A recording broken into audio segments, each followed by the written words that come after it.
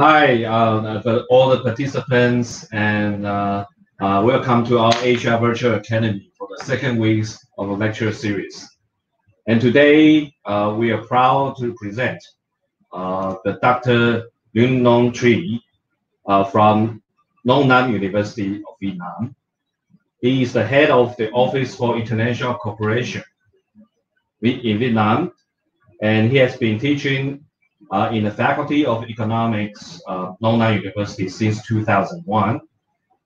And I would like to do a little bit background introduction to Dr. Thuy. Dr. Thuy received his Bachelor of Science in Agronomy from Nong University, Ho Chi Minh City, and he did his Master's of Science in Social Development from Ateneo de Manila University in Philippines. And he received his PhD degree from University of Florida in the United States. His primary teaching and research work focus on agricultural policy, theories of development, natural resource management. Dr. Thuy has conducted research extensively throughout the countries, especially in Mekong River, which includes Vietnam, Laos, Cambodia, and Thailand.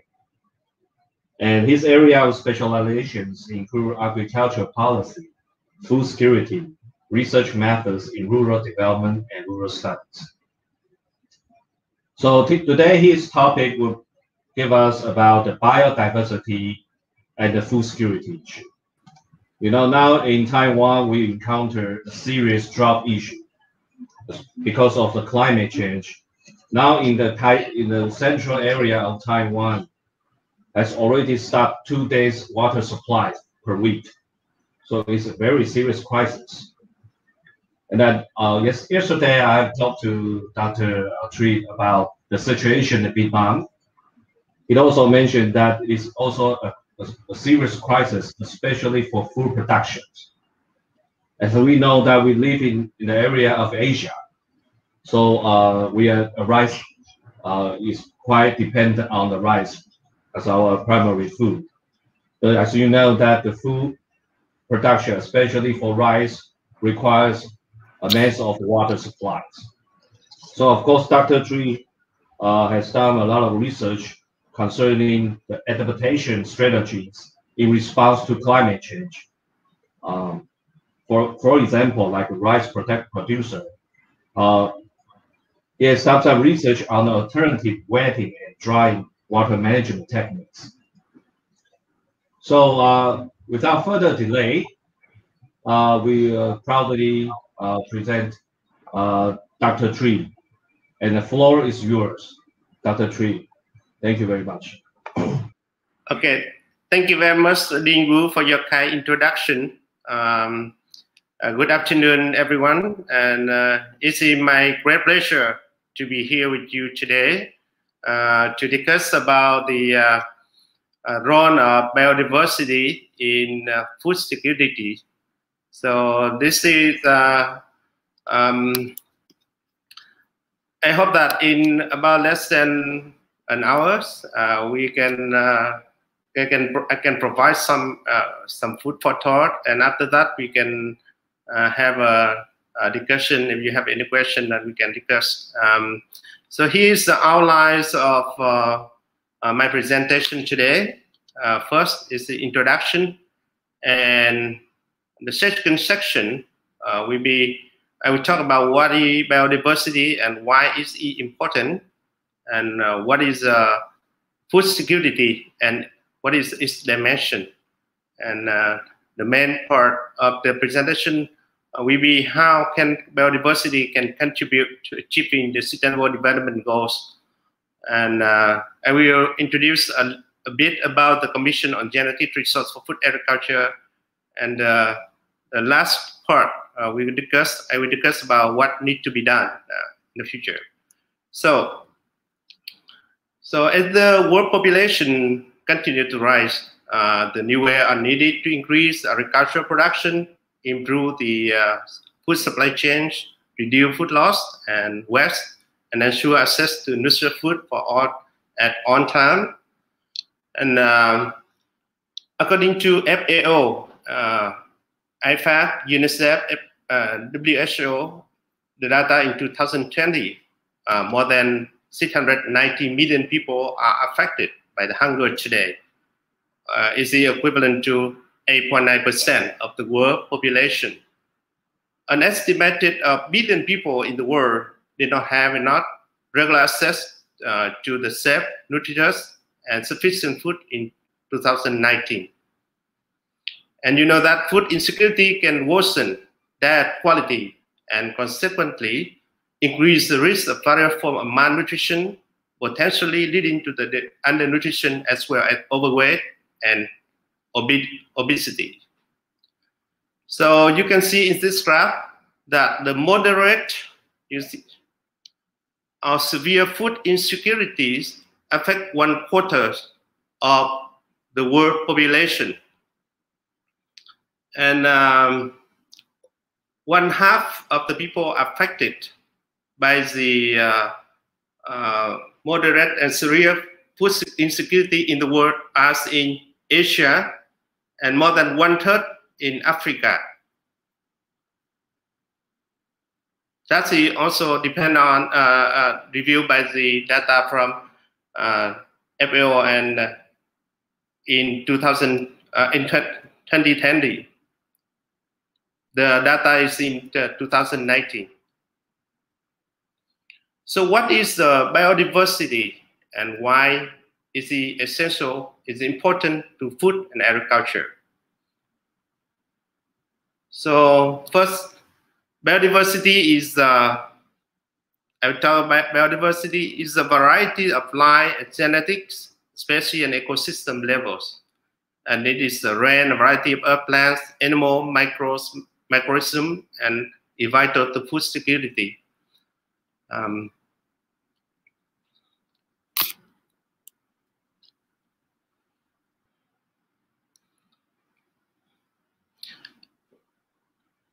The variety of different species have to protect, control pests, parasites that affect the food-producing plants and animals, forest, grassland, inland wetlands, and marine coastal ecosystems such as mangroves, seagrass, bass, and coral reefs provide a range of service to food production in agriculture.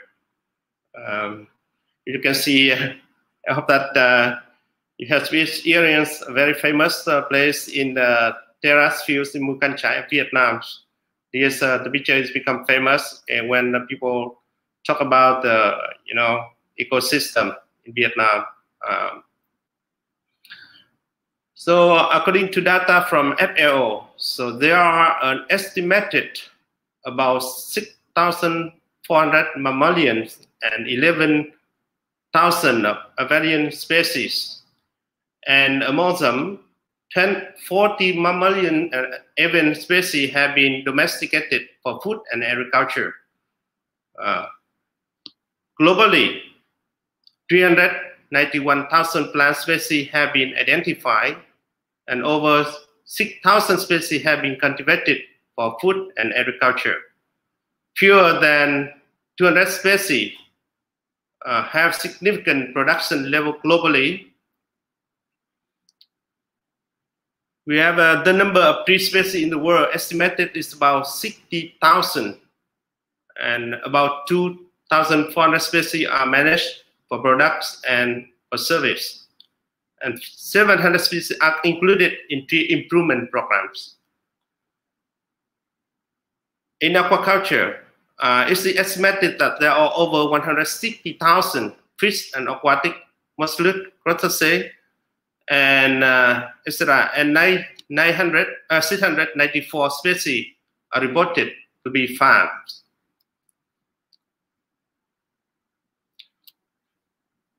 So the next, I will talk about what is the food security and what is dimension, and how the biodiversity meet on dimension of food security. So food security means that all people at all time have physical and economic access to adequate amounts of nutritious, safe, and culturally appropriate foods which are produced in an environmentally sustainable and socially just manner, and that people are able to make informed decisions about their food choice. So here are the dimensions of food security. First of all, food security is about food utilization. Food is used in the best way possible to ensure the good health and nourishment for each person. This can be used. The second dimension of food security is the food accessibility, or access to food. Food is available locally in all parts of the world and affordable for all people. The food can be used, but it must be available for all people. And another dimension of food security is enough food produced and imported locally and in the country as a whole. And the overall important is the dimension is the food stability. So food continue available and accessible for good use of food over the period of time. So those are dimensions of food security. And on dimension of food security depend on diversity, as you may know. Yeah.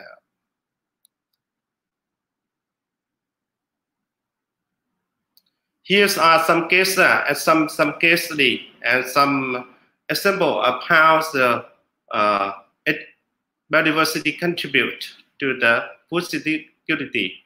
People in Ethiopia, the proportion of population consume wild plant varies from 30 to 40% in some region, and to as much as 56% to 67% in some others.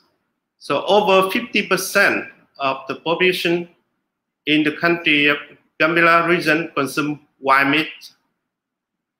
You can see on the picture in the slide that one of the species called Dobala glabara is well known local people for growing new shoot, flower, and seed during dry weather. And they use it as the indicator potential for famine and drought condition. Dobala glabara produce edible fruits, and the seed is considered a typical female food. However, the fruit must be cooked for a long time, maybe up to 24 hours, and they have a bad smell, and excessive consumption can cause stomach ache and other intestinal problems.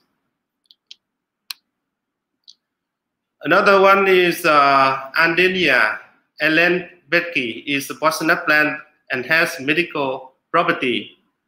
The decoction of its fruit is taken, pick walls, and fruit powder applied to the walls. The juice fruit added to meat is used to poison hyenas. You know, that's the wild animals well known for they have not.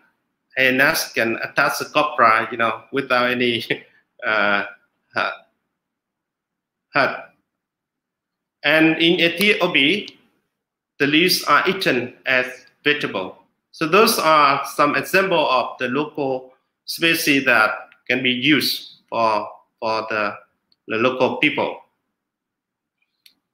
Or in Jordan, why edible plant provide local inhabitants with a source of highly nutritious food and an opportunity for income generation.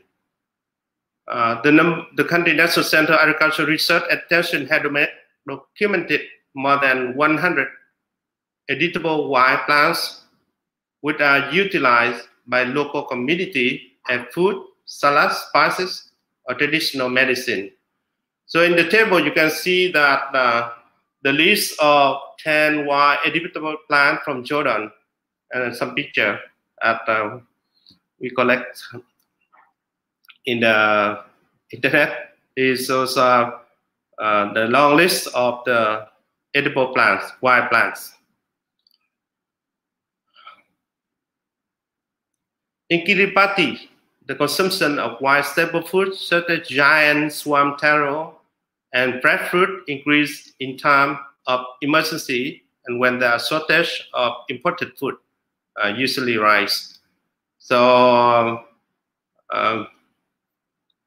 those are the giant swamp taro. It looks like taro, but it's bigger than the regular one that we can see. And on the breadfruit, we heard a lot about this, and maybe in our country or in our region, you might see the breadfruit in some political garden, like in Vietnam, in Ho Chi Minh City. You can see it in the juice. We have very the political garden right in the center of Ho Chi Minh City, that where we can find some not many few picture like this.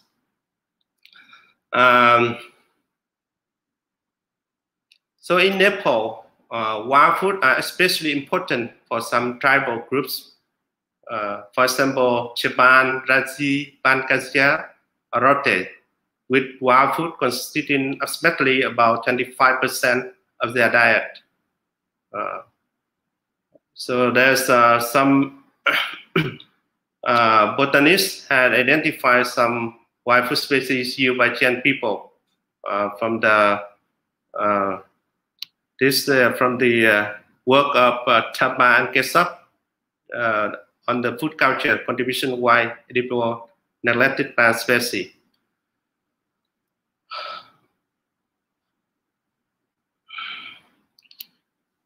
Nguyen is an island country in South Pacific Ocean. You can see on the map, about 2,400 kilometers northeast of New Zealand. In Niue, 60% of household hunt coconut crabs, and 62% engaged in fishing. And average fresh fish consumption is estimated at about 31 kg per person per year. Those are in that's developed country. But in Sweden, this is okay. The collecting of wild berries, or in the developed advanced country, a modern country in Sweden, for example, collecting the wild berries and mushroom is very popular and culturally embedded, although it's not essential from the food security perspectives, because there's have any shortage of food. So the wild Lingon berry or pipeberry are harvested commercially about 10,000 to 20,000 tons per year. In country in Europe, those kind of things, that's kind of for hunting or collecting the mushroom, the hobby, or some of the for people to enjoy the wilderness. In Zimbabwe, insect particular zoos that can be collected in large number provide local people with both supplementary source of nutrition and source of income. And commercial harvesting and sale of forest insect is substantial industry in some part of the country, and drive effort to conserve trees that provide habitat for the targeted insects. You can see this. The picture, you can find some picture like this in the Philippines. In Cambodia, is the popular, or I think in some rural part of the Philippines where I have experienced this.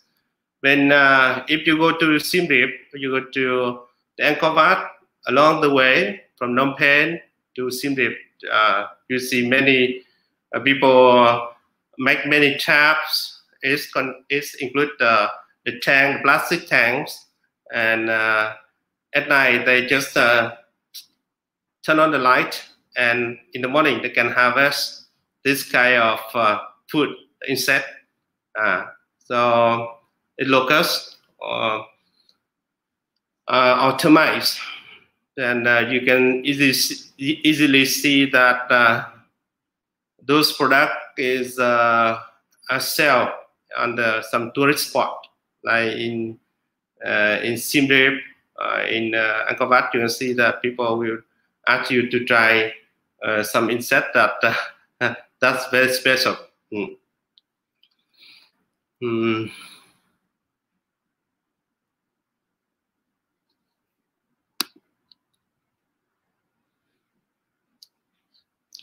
So in the next session, I will tell you how the biodiversity can contribute to achieving the Sustainable Development Goals.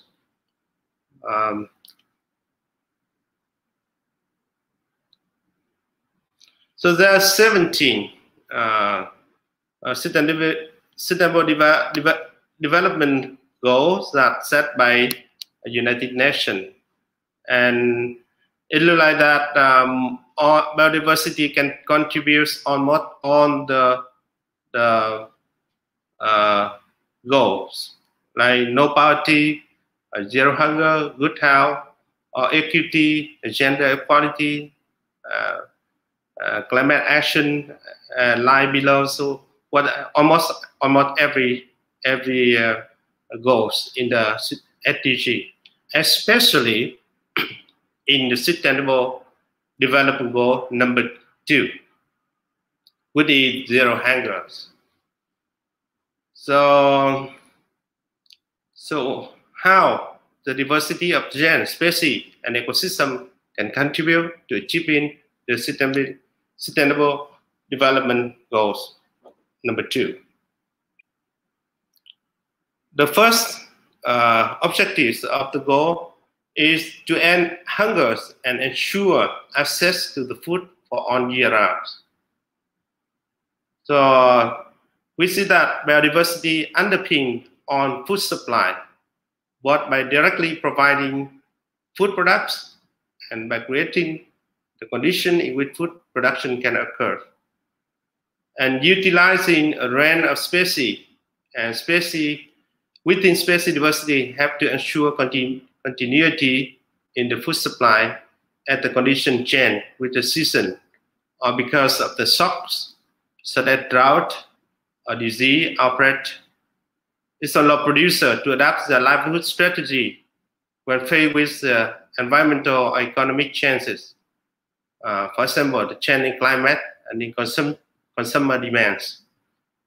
So if you have a chance to go to the most rural area or in the most mountainous areas, Vietnam or the Mekong Delta, in the most remote area, you can see that people are still depend. I think most of the country in the Philippines, or I don't know, I haven't had a chance to go to Taiwan in the most rural area. Of course, I go there many times, but I don't know if there's still people still relies on using some of the food naturally produced. And access to wild food potentially serves as a means of maintaining food intakes in the event of shocks and that affect food output from domesticated species or otherwise affect access to food because of the reduce of cash incomes. Genetic diversity can provide the raw material for breeding new variety and breeds of plants and animals that produce more food or more nutritious food. You input more efficiently, are better adapted from their production environment. So those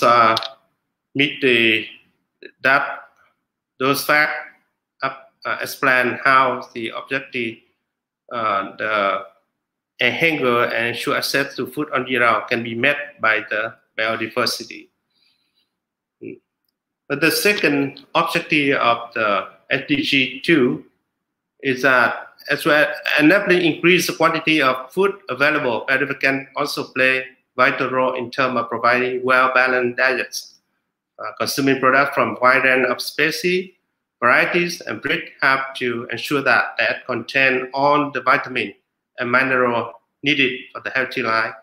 Wild food increase the nutritional qualities and diversity of the diet of millions of people. That we can see that the diversity of the plant species provide different,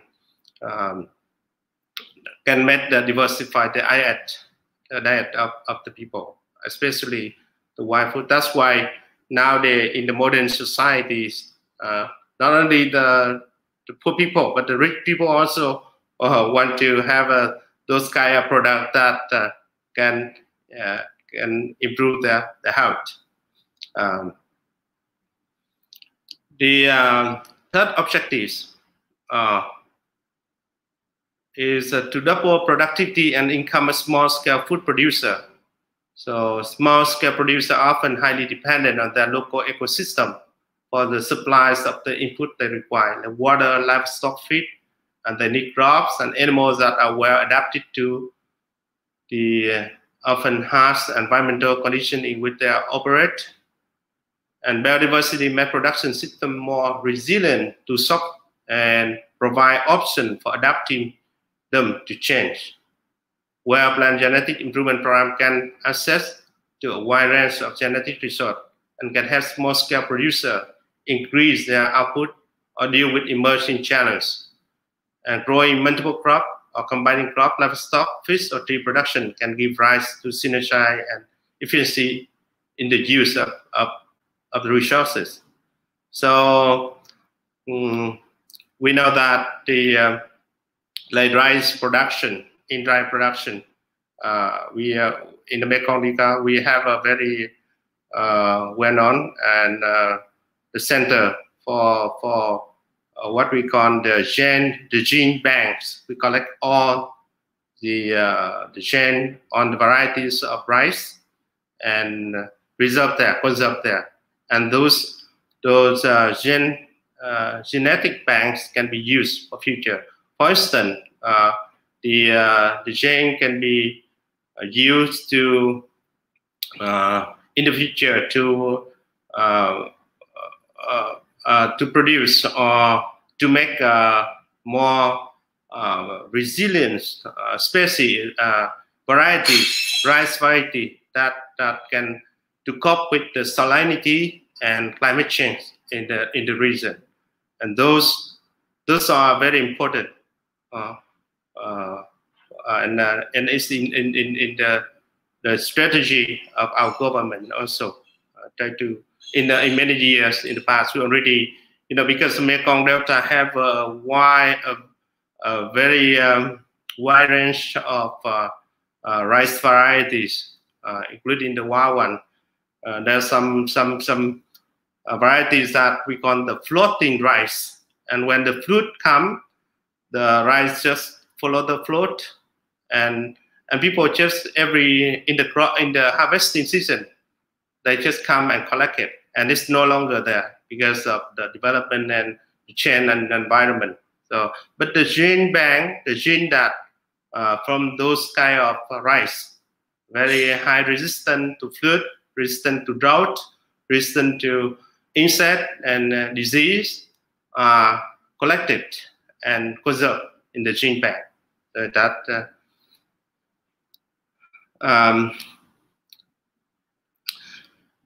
another objective of the Sustainable Development Goal is ensure sustainable food production system. So biodiversity can increase the socio-economic and environmental sustainability of food production system in various ways, and it provides many opportunities to improve livelihood and generate income. Biodiversity-based management practice can help reduce negative environmental impact. For instance, by reducing the need to use large amount of inputs such as pesticide and mineral fertilizer. So diversity of habitat in and around production system encourages the presence of useful species such as pollinators and natural enemies of pests, and diversity among these species help to ensure that service they provide are maintained over time.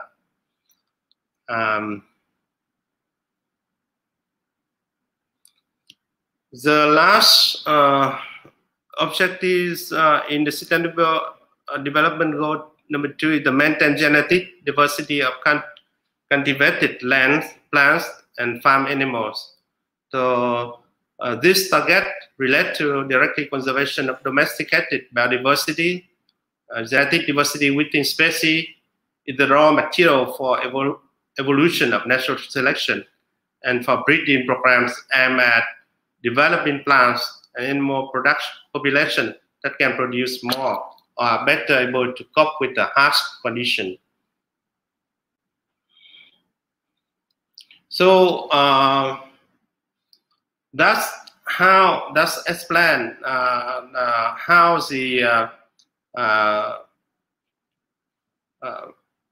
the diversity can contribute to the Sustainable Development Goal number 2, and it's so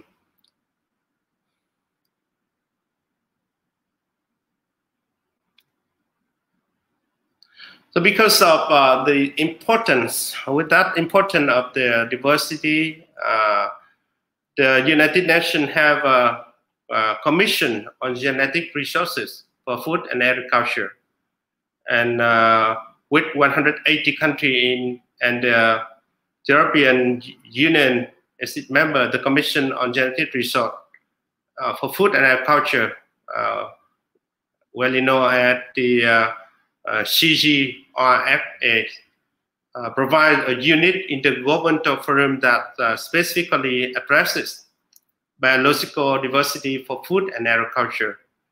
And the main objective of the Commission is to ensure the sustainable use and conservation of biodiversity for food and agriculture, and the fair and equitable sharing of benefit derived from its use for present and future generation. And the Commission is support on the Sustainable Development Goals.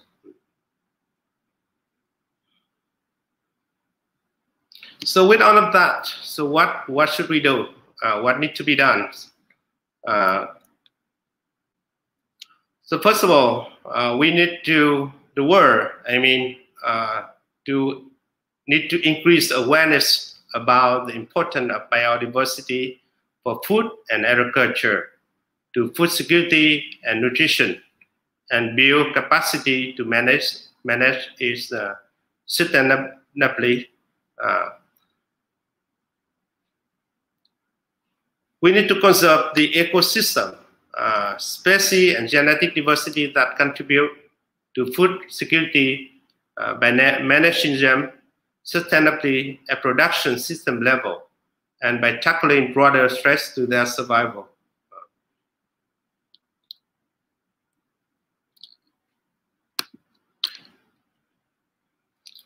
To improve the producer access to the genetic resource they need in order to improve their livelihoods, to mainstream the sustainable use of biodiversity into development policy and into the attention activities, and to promote the active networking and exchange of information and knowledge among scientists, breeders, producers, and other stakeholders.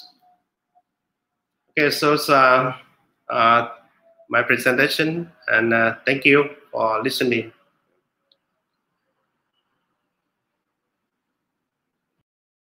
Much for Dr. Thuy's astonishing speech, and we do learn a lot from Dr. Thuy's speech concerning the relation between climate change and the food production and biodiversity.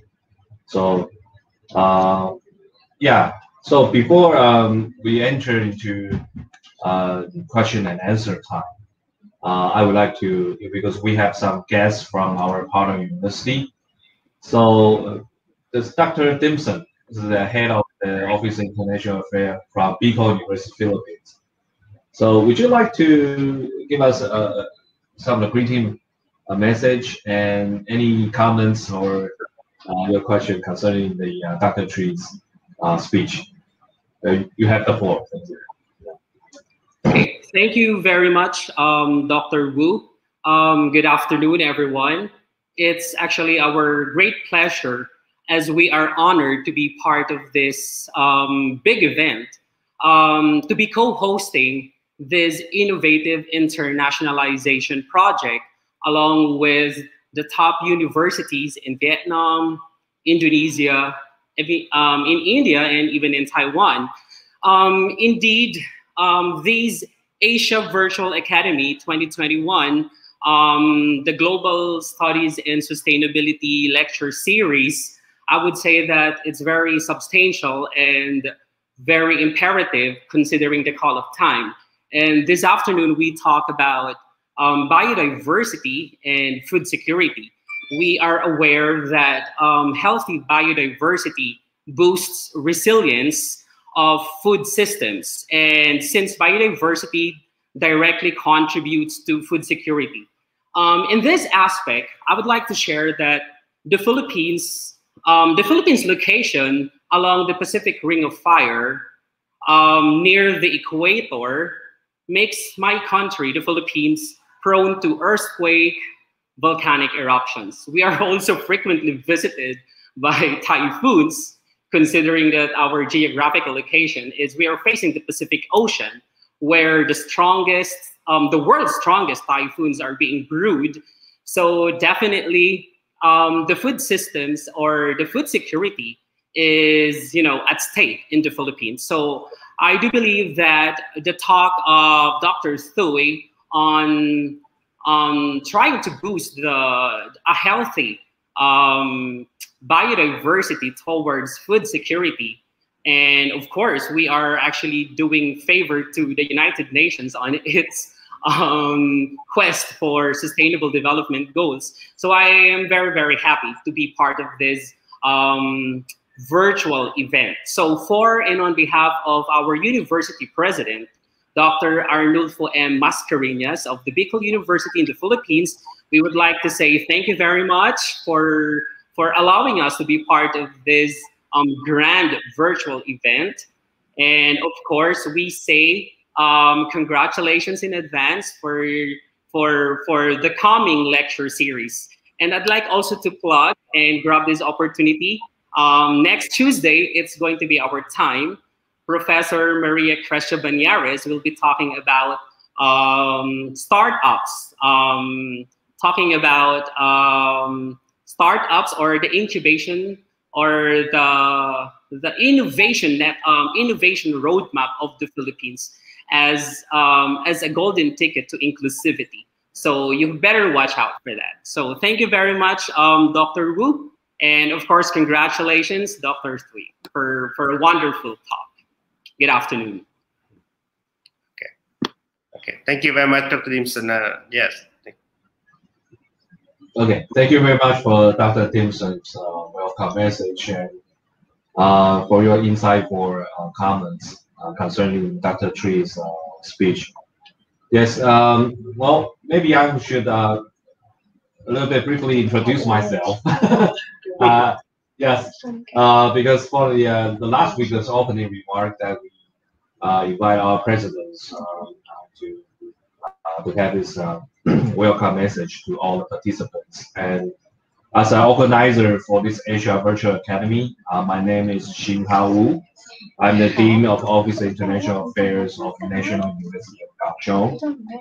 And I would like to express my sincere appreciations for Dr. Thuy and for Dr. Dimson and also for Dr. Helma from Tanjung, and also from Chongqing University in Taichung, Dean Chang.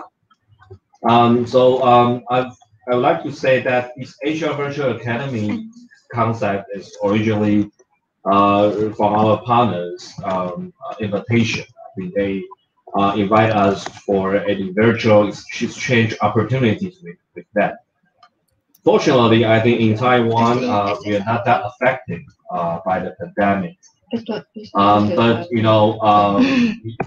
we try to do our part to connect with our sister university and all our global partners, regardless any pandemic. as we know that we accept many exchange students from our global partners, especially from ASEAN states. They are the first, you know, in UK would be from Malaysia, a student from Malaysia, and the second from Indonesia, and also from Japan, and from Philippines, and from Vietnam as well. So we have a long-standing relation with our Asian friends. As you know, that we also have held another cultural exchange virtual program with Tanjung University in the end of April. And there will be a 3 days event that we can have our language, culture, food exchange that despite the pandemic, we can still explore other cultures and to know more about how people think in our neighboring states. And for Professor Dr. Thuy's speech, I would like to say that the food safety is also a very crucial issue in relation to climate change studies. Maybe the world is more focused on the greenhouse gas emission reductions and how to adapt the extreme weather events. But in Taiwan, maybe I think they're not that focused on the food productions, the effect of climate change to food productions, and even to the connection with the biodiversity. So I would like to thank Dr. Thuy for his insightful comments and for his analysis to let us know about the connection between the biodiversity, food production, and also the effect from the climate change. So once again, I would like to appreciate for Dr. Thuy and for Dr. Dimson, and also for our friends from Tanjung University and all the participants online. So maybe I would like to open the floor to the participants for their questions. So let's proceed to the question and answer time. Okay. So, okay, let's check that. So before there's, I don't see any question now. Again, thank you very much, Ding Wu. Thank you very much, Dr. Dimson. And yes, it's really, really my great pleasure to join in this Asia Virtual Academy in the last minute. Actually, when we have meeting to talk about this, and then we have, you know, I believe that you guys already have a long time to discuss about this academy, but for us, the we come afterwards, and I think that is it's good that we can make it, even though.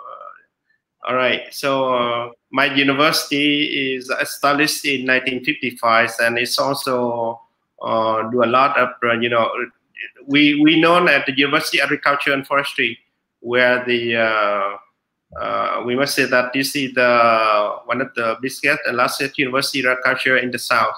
We have one in the north, of course, and those are. There are many of our professor, researcher do a lot of research on the you know, biodiversity, on the also in these food security issues in the past. I saw in the string there's one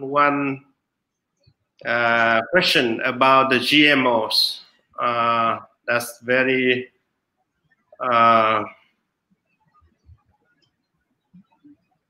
So the question is safe to introduce genetic modified organism to have sustained biodiversity? If we stand from the standpoint of the bioconservation, GMOs kind of not really, you know, that not good to introduce GMO, not have sustained biodiversity, of course. But we consider on the you know, economics or on the the food security issues. Like we know that in the last term, we still have millions of people in Africa who are still in shortage of food. So the GMO is still the solution for the food production. Well, of course, GMO is not. It do not have the certain biodiversity.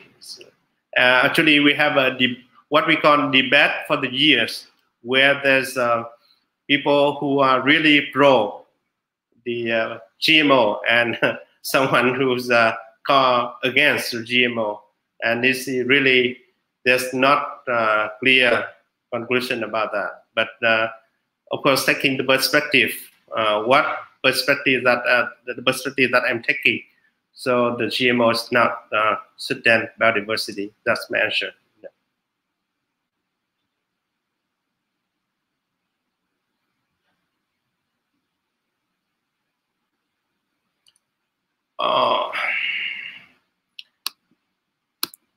I see one question, maybe from our student from Vietnam, Nguyen. How SSC grazing on highland affects the environment?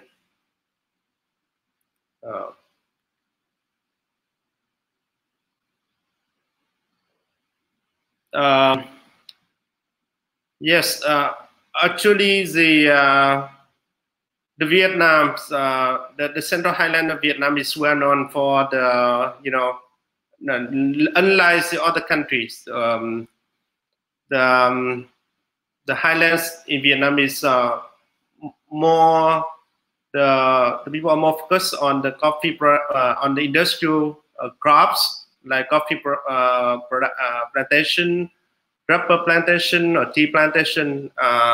Not much areas of grassland in the highland, and of course the grazing, the SSC grazing on highland have the negative impact on the environment at any areas, I think. Yeah.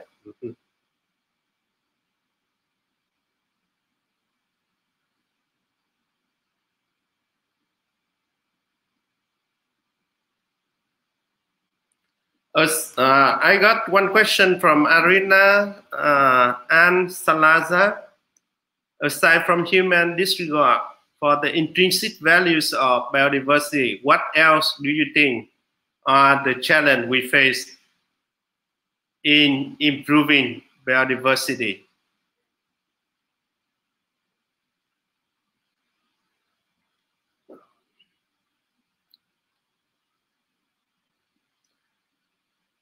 Most of the challenge that we face for improving biodiversity mostly come from the economic side, from the pressure of the economics. Of course, that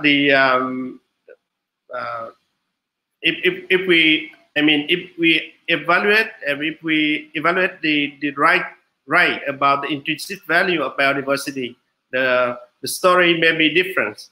But here I mean that when people just consider the focus on the economic growth or on the economic development, ignoring the biodiversity, then those are will be the most challenge for the biodiversity conservation. I hope that I understand right your question. Maybe that maybe you want to talk about the biodiversity conservation, right? That's what I assume. So and also the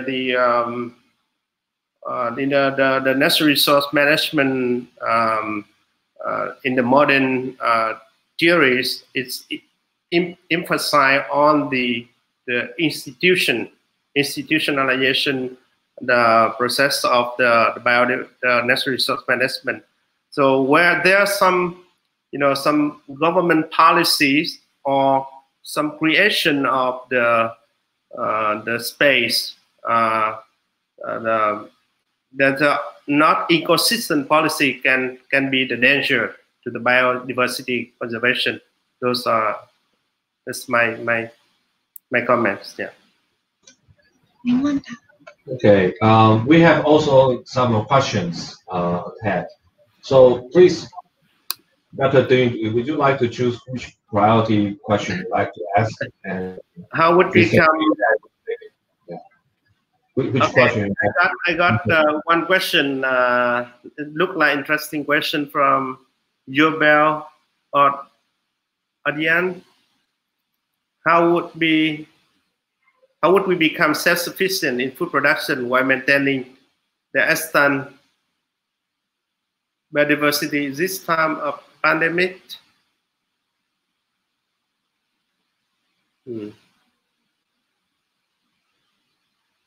That's very interesting question.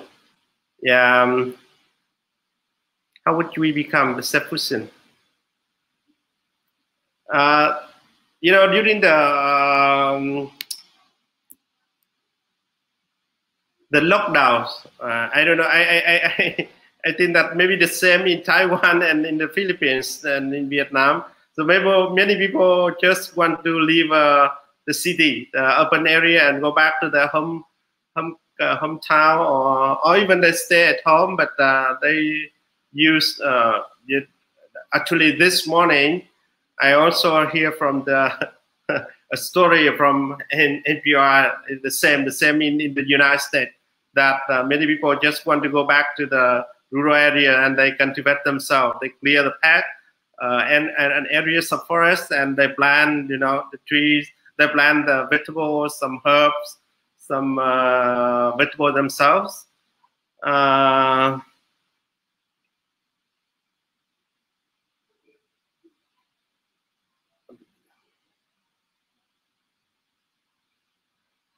So I don't know how. Really, I don't know how to answer this. How would you become self-sufficient in food production? But the trend is, nowadays, with the pandemic, so people just that's good. Yeah, if I have opportunities, and if I have if I have a chance to do that, I would love to do so. Just all right. I don't know if I already answer your question. Okay, thank you. Would you like to answer other questions? Let me, even though in this need to do that.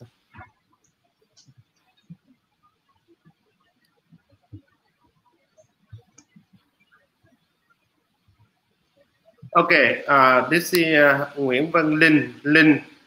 Under what condition can agricultural intensification contribute to biodiversity conservation by reducing pressure on conserving natural ecosystem?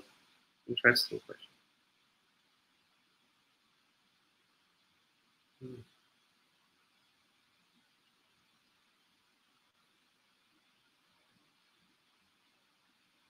This is really is a very hard question, and kind of more like macro question. So you know that the agricultural intensification, given as an example in Vietnam, where with the development of the central highland, with the highland, where people clear forests and do cultivate coffee, teas, and rubber. The agricultural intensification, of course, put a high pressure on the biodiversity conservation. I really not sure that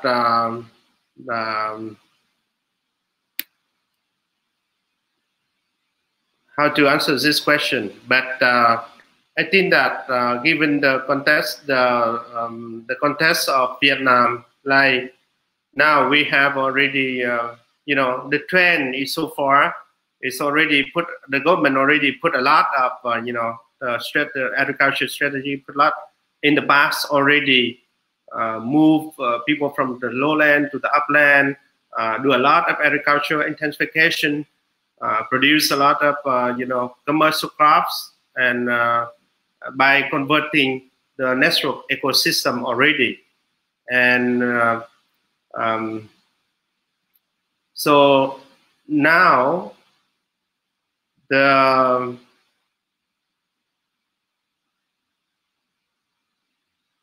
policy, there should be a reverse policy, I think, but that is in the perspectives of the you know, bioconservation perspective, but it's not easy.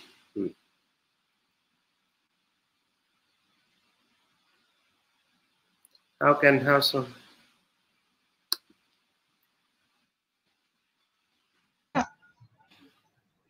Okay. Okay. Yeah, Let me yeah. Even though,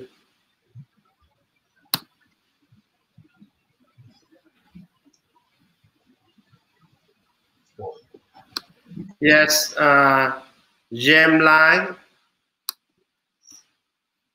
beside ocean plastic pollution. Sun will share the awareness of fishing adverse consequence as global for less consumption.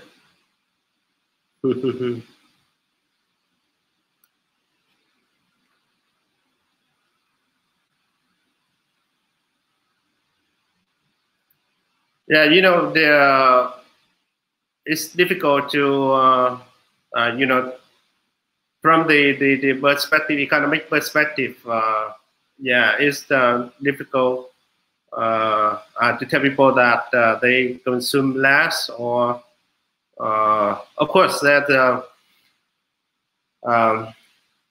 we should raise awareness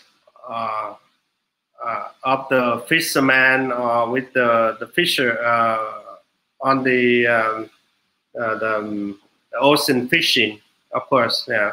And already in the world, in the, you know, at the global level, already there's some NGOs or some government or some organization they already put a lot of effort on that, right? For something like there's some movement on the whale hunting or so it's already there.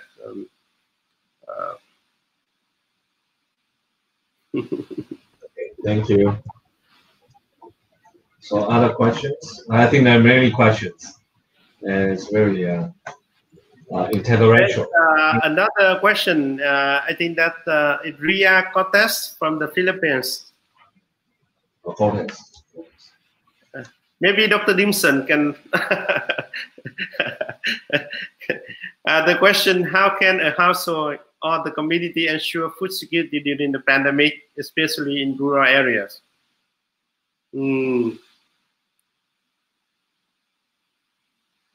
Yeah. So there's several dimensions of food security that I already presented. That the food availability, the food set, the food utilize, the food stability, the food utilization or accessibility.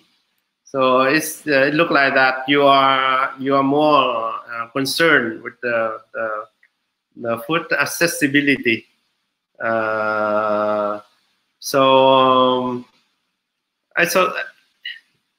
don't know. In Vietnam, actually, we at the beginning of the pandemic, we have some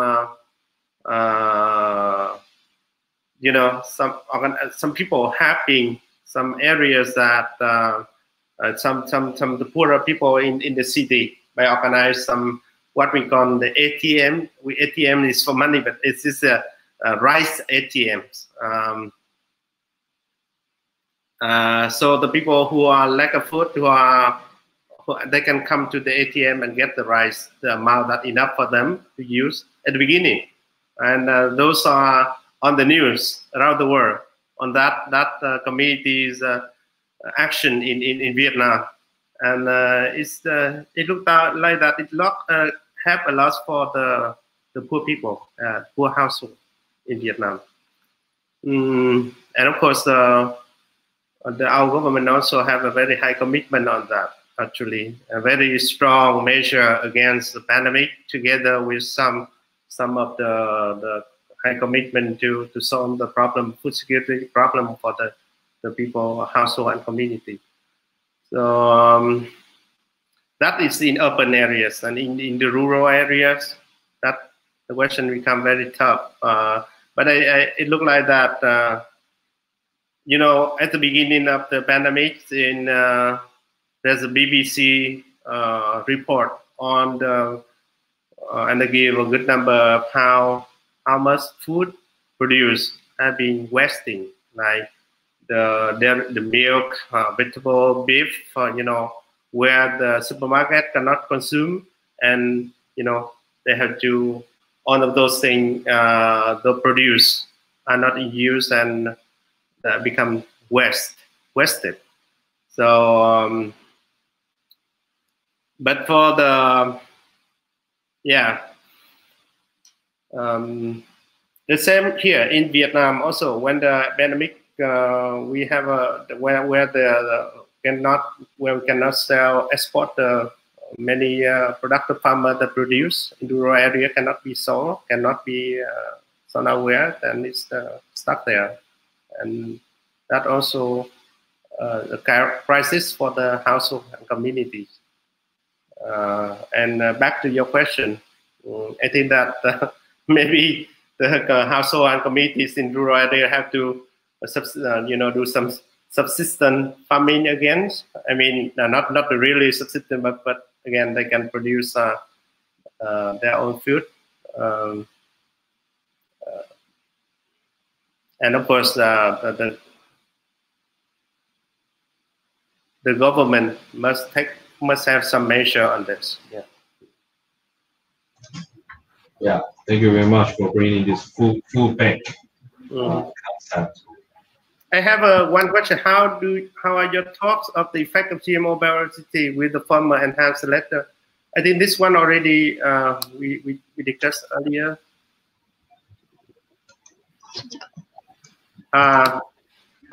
One from Queen Jim Saludo.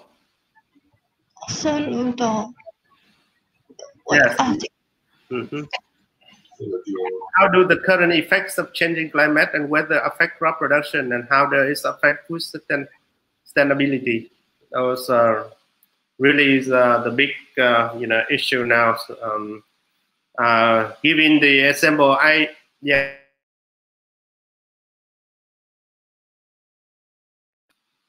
the climate change have a strong effect on the food sustainability, of course, and even examples in Vietnam, like in the Mekong Delta. Mekong Delta is well known for the rice bowl of the country and of the region. We are the second export of rice in the world, and rice, and of course, we don't have no problem with the rice, with the food security in terms of price, you know. But then with the impact of climate change, a double effect, with the salinity intrusion because of sea level rising, and also because of the hydropower dams in the upstream by China, the Chinese government. So the dry cultivation is no longer like before, and that is the problem. So we have a strategy to shift from rice production in some area that fit for aquaculture production. And again, to answer your question, is the climate change have a huge impact on the sustainability. Yeah.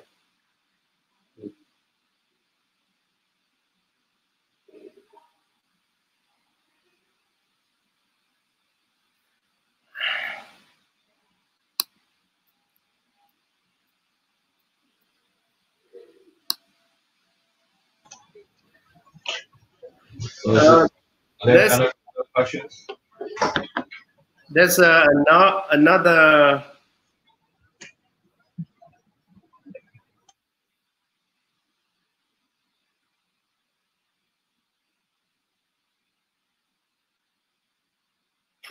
Another question on by Joshua Sisse. Why does food need security, and it is really necessary?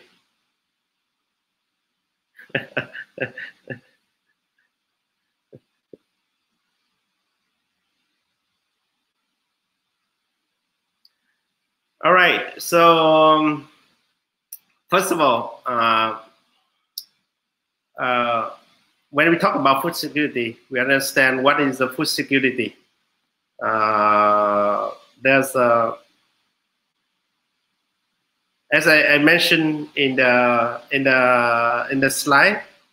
So food security is mean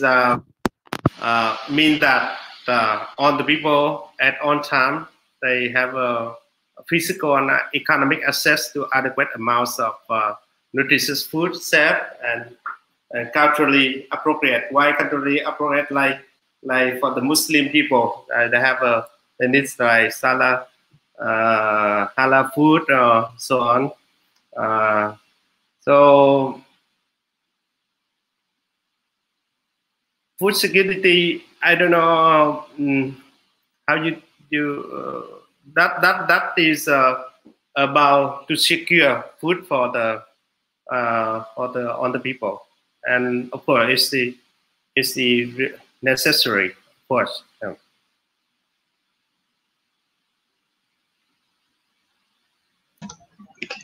So yeah. Let me. Any questions you'd like to? There is a question from Alicia. How can we maintain the balanced ecosystem at palm plantation area? Yes. It's really technical question. I haven't know. I had no experience on palm plantation in Vietnam. Maybe this question.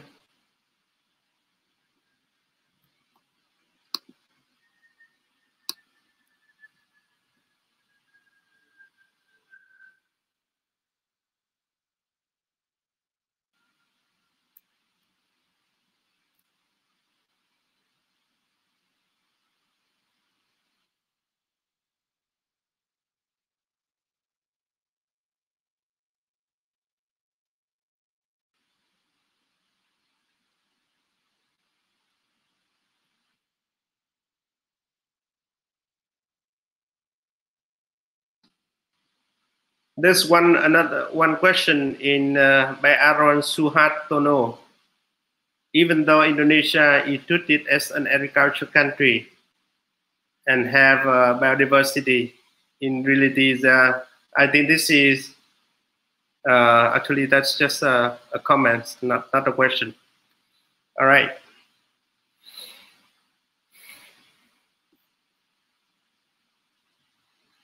Okay. Again, yeah, please.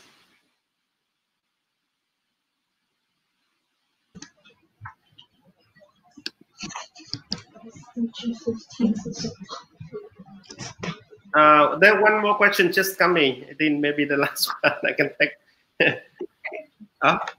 It's the Okay. which the Well, the last question you like to take.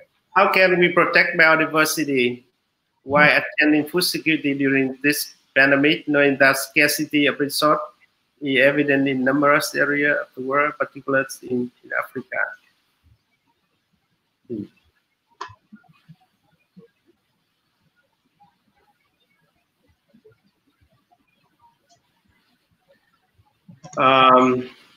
The question of how to protect the biodiversity while attending food security is in the in the most rural area or in the difficult region like in Africa is always the question. Not only, but it's more even even serious during this pandemic. But truly, like there's some. That's what I'm thinking. There's some evidence that the carbon emission or during the pandemic it reduced significantly, or some other commercial activities reduced. So maybe in protect biodiversity, the biodiversity loss maybe not there. I'm not sure, but I believe the same trend. Maybe when the pressure from the commercial is less than some, for instance, like the transport of the products, like the like wildlife from Africa to other places, maybe reduced, and I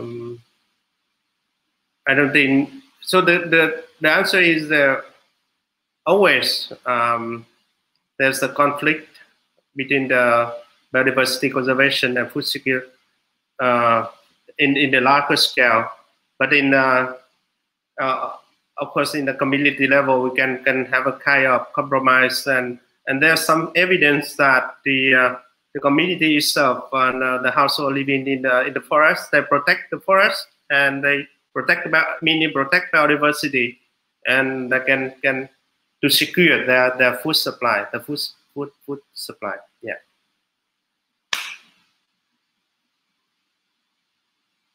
Perfect. Team 3 has already answered many insightful and very intellectual questions. There's some questions that I could not answer as well. It's very difficult. So thank you very much for Dr. Trees. So what about Dr. Dimson? Do you have any comments or questions I'd like to ask? Yeah.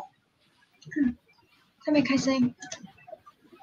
要请他 So far, I have no comments at all or any questions to be clarified, considering the very thorough discussion of our able speaker and expert on biodiversity and food security.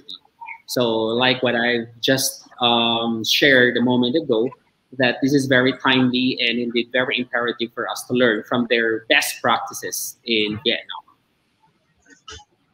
Okay, appreciate for Dr. Dimson's comments, and maybe I would like to ask one more question to read out this question and answer section.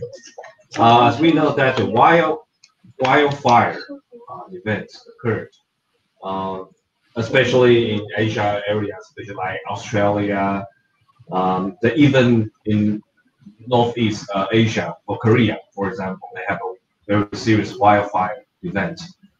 I think that was all resulted from the climate change and for the dry seasons. So speaking of this best practice, I would like to ask Dr. Dean Thuy about is there any wildlife event occurred in Vietnam, and how would you address the problem? Okay, thank you. Okay, thank you very much, Dr. Wu. And I must confess that I had no knowledge on the Wi-Fi, but yeah, except that one course that I took back in 15 years ago when I was doing my PhD at University of Florida, and there's a subject on Wi-Fi. They have a modeling that the forester had to learn, and I myself also take that course. So I had to do some scenarios with some variables that intervening the Wi-Fi, something like that. In Vietnam, there's no, of course, the forest fire always issue, especially in the dry season. And the government, especially in the Department of Agriculture and Rural Development, the Ministry of Agriculture and Rural Development, Department Forestry, is they have very strong and very strict regulation on the wildfire protection, on the forest protection, and because we are more like centrally planning and for very so the people who are take care or who are in charge of that will be fine very costly certainly if that happens in their territory. And I think the scale of wildfires in Vietnam is not like in United States as we have experienced, or maybe in Taiwan. I don't know. I really have no knowledge in Taiwan or Philippines, but in United States it really a big issue. But for me, I think that raising awareness of the inhabitants is the most important solution for to prevent the wildfire happen. That's my opinion.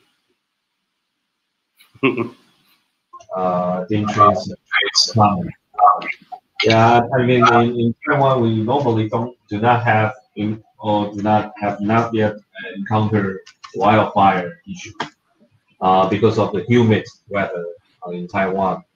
But nowadays, because of the climate change, even in Taiwan, we're encountering some changing of humidity. So we do have some wildfire just happen this year. So that's why I think Taiwanese people, even our government, we have to learn from the best practice for other countries to deal with the issue. But as President Thuy just mentioned, I think the strong legal enforcement is quite vital in preventing the wildfire event. Okay. Yeah. So well, I think it's about time, and I know Dr. Thuy is quite tired of answering. No problem. Thank you. Yeah. So I think I would like to just wrap up this question and answer session, and once again I would like to appreciate for your full support from Dr. Thuy and from Dr. Dimson and all the participants online. And we look forward for the next week's from Peking University, as just Dr. Dimson just mentioned that Ms. Beniers will present the Filipinos golden ticket for this innovation. And so we changed from the agriculture and biodiversity issue to economic perspective. Okay. So once again, I'd like to, on behalf of our president of NUK and all our faculty members, I'd like to once again appreciate for our sister university and our global partners for in supporting this meaningful event. And hopefully that we can see you next week for the BICO session. Okay, thank you very much. I will see you again. Thank you very much. Thank you very much. And thank you all. Yeah. Thank you all.